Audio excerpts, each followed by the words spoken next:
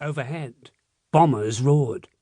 From the ground, ack-ack guns shot defensive fire into the sky. I scrambled to my feet, rubbing my knee. "Are you all right?" I yelled over the din. The girl didn't answer at first. I reached out a hand to help her up. She pushed it away. "Why don't you watch where you're going?" "Me? You were standing in the street. You're lucky I wasn't a bus. You would have been crushed flat." Then I stopped. Pointless. It was pointless to argue.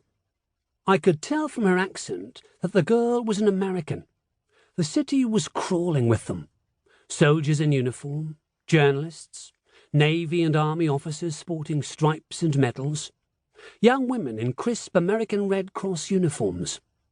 Everyone had come to prepare for the invasion of France. It was the only way the Allies could defeat Hitler and end the war. I knew as well as anyone that we needed the Americans, but there was a part of me that resented these strangers. They hadn't been here during the worst of it. 3 years ago, the Blitz had gone on and on. We'd lived through all-night bombing raids, incendiary bombs designed to burn London to the ground, rubble and destruction on street after street. A lot of kids had been sent to the countryside. My elder brother Will and I had begged to stay. The Americans hadn't lived through that.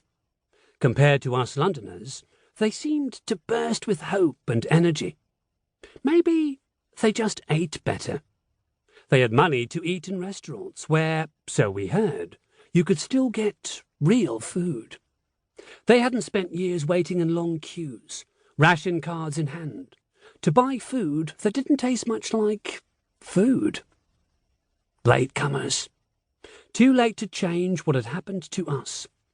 Dad, as always, looked on the bright side. "We can't achieve victory without them, Bertie," he explained. "Britain needs American troops and trucks and tanks. We need them all. Be polite when you encounter anyone from the United States." And so I tried again. "Sorry I knocked you down, miss. I'm a civil defence volunteer. It's my job to tell you to get to the shelter immediately. It's just up the street." The girl snorted as she stood. She brushed off her coat. "You don't look very official. You look like a kid. And was that a tin pan on your head?" I felt my face burn. "I'm 13. It's just... This is the first time I've been on duty during a raid, and I couldn't find..." That was as far as I got. All at once, the night splintered apart. Whoomph! Bam! "Get down!" I hollered. I had just enough time to grab Eleanor and throw myself to the pavement. I curled over her warm, furry body and whispered, "It'll be all right, girl." We were lucky. I felt the ground shake, but the bomb had hit nearby, most likely a block or two away. I glanced up to check on the stranger. What is she even doing out alone at dusk? I wondered. Most people headed inside on a late winter afternoon, especially now that the German bombing raids had begun again. "Please, miss, it's not safe to be out."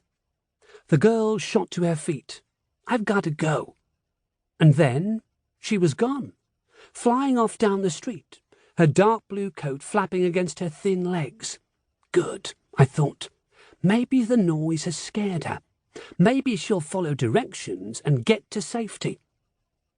"Go past the big church on your left," I bellowed. "You'll see the sign for the shelter to your right." I couldn't be entirely sure, but it looked as if she'd darted right past it. I shrugged. Well, she wasn't my problem. Time to get to the command post. Eleanor wriggled out of my arms and started sniffing around. I went searching for the tin pan to stick back on my head. Next thing I knew, Eleanor was at my feet, tail spinning like a propeller. Woof! Out came a muffled bark. Her little jaws were clamped onto something. "What have you got, Eleanor? Drop it." I was about to reach for the object when the sound of footsteps startled.